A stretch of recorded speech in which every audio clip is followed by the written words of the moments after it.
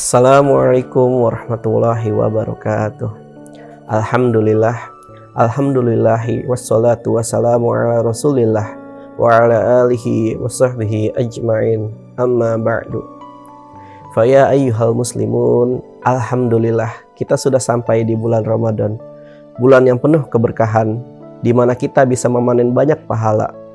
Semoga di bulan yang penuh berkah ini kita bisa melakukan amalan semaksimal mungkin sehingga bisa lebih banyak memanen banyak pahala. Faya ayyuhal muslimun, biasanya kita sering sekali mendengar satu ayat Al-Baqarah yang berbunyi, Ya ayyuhalladzina amanu kutiba alaikumus syiyamu kama kutiba alal ladzina min qablikum la'allakum tattaqun, yang artinya, wahai orang-orang yang beriman, diwajibkan atas kamu berpuasa sebagaimana diwajibkan atas orang-orang terdahulu, agar supaya kamu bertakwa.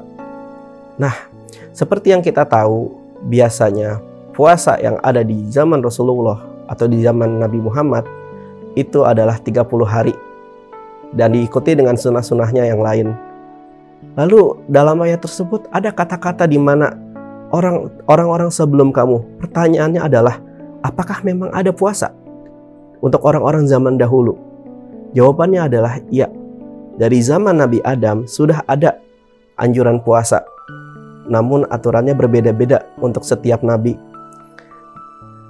Alhamdulillah di zaman Rasulullah kita sangat diberikan kemudahan dengan hanya puasa 30 hari di bulan Ramadan. Itu pun diberikan banyak keberkahan di bulan itu, yang biasanya sholat dengan pahala yang demikian dikali lipatkan di bulan Ramadan ini. Nah, pertanyaannya, kira-kira bagaimana puasa pada umat-umat zaman terdahulu? Untuk pembukaannya, jika di zaman Rasulullah ini, kewajiban puasa kita adalah menahan lapar, haus, dan hawa nafsu. Pada zamannya Siti Maryam atau puasanya Siti Maryam, itu ditambah dengan keempat, yaitu tidak berbicara sama sekali. Nah, sekarang kita bayangkan, kita sudah menahan lapar, haus, sudah menahan hawa nafsu, dan kita tidak berbicara sama sekali. Kira-kira bagaimana rasanya? Sulit pasti dibayangkannya. Ya, mungkin itu dari sisi Siti Maryam. Ya, seperti yang saya katakan tadi, untuk zamannya Siti Maryam, bahwa puasanya diikuti dengan tidak berbicara, ada puasa-puasa lain dari para nabi terdahulu yang tentunya banyak yang lebih berat dari zaman Rasulullah. Maka dari itu kita ambil hikmah, karena alhamdulillah di zaman Rasulullah kita diberikan banyak kemudahan, terutama puasa bulan Ramadan yang ditambah dengan panen pahala yang lebih banyak. Yang pertama, untuk puasanya Nabi Adam. Kalau kita mengenal puasa sunnah Ayyamul Bid atau di tanggal 13, 14, dan 15 di setiap bulannya, maka di zaman Nabi Adam itu adalah sebuah kewajiban yang pada akhirnya menjadi kesunahan di zaman Rasulullah. Jadi di zaman Nabi Adam, beliau biasanya berpuasa di Ayyamul Bid atau di setiap tanggal 13, 14, dan 15 di setiap bulannya. Lalu bagaimana dengan Nabi selanjutnya? Dari referensi yang saya dapatkan, ada juga puasa di zaman Nabi Nuh. Nabi Nuh berpuasa hampir 1 tahun penuh, kecuali di 2 hari raya. Jadi kita bisa bilang, hampir di 1 tahun itu, Nabi Nuh menghabiskan waktunya untuk berpuasa. Nah, pertanyaan saya, apakah kita mampu untuk melakukan itu? Lalu kemudian, selain dari puasanya Nabi Nuh, ada lagi puasanya Nabi Musa. Yang sebagaimana kita tahu, puasa Nabi Musa adalah 40 hari setiap tahunnya. Nah, kita hanya 30 hari. Di sini Nabi Musa ada tambahan 10 hari. Dan itu dilakukan pada umat Nabi Musa juga. Kemudian, selain dari puasanya Nabi Musa dan juga Nabi Nuh, ada lagi puasanya Nabi Daud. Bagaimana puasanya Nabi Daud? Yang kita tahu selama ini, yang sekarang kita lakukan dan kita pelajari, puasanya Nabi Daud itu menjadi kesunahan di zaman Rasulullah, yaitu kita seharinya puasa dan seharinya tidak.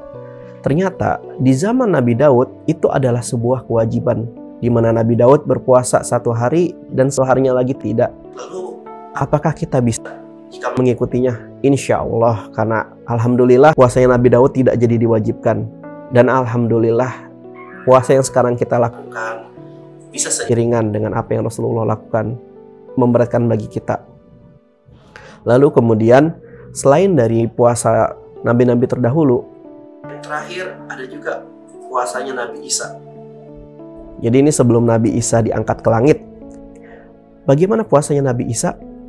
Puasa Nabi Isa dilakukan 50 hari tiap tahunnya. Nah, ini terbayang ya, dari Nabi Musa yang 40 hari, Nabi Isa 50 hari. Alhamdulillahnya kita cuma 30 hari.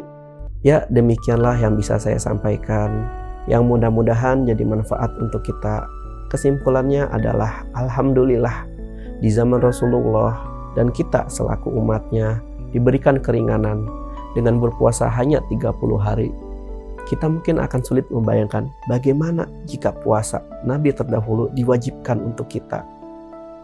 Karena itu mari kita ambil hikmah yang mudah-mudahan saja dengan hikmah tersebut bisa meningkatkan keimanan kita. Dan terkait dengan bulan puasa ini, jangan lupa lebih memaksimalkan lagi semua amalan ibadah kita. Selain yang wajib, tambahkan yang sunnah dan lebih ditambahkan lagi.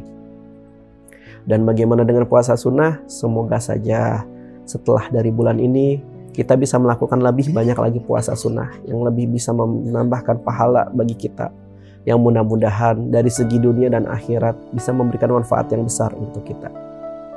Ya, demikianlah dari saya. Mudah-mudahan kita bisa mengambil hikmah. Wabillahi taufiq wal hidayah. Tsumma salam. Assalamualaikum warahmatullahi wabarakatuh.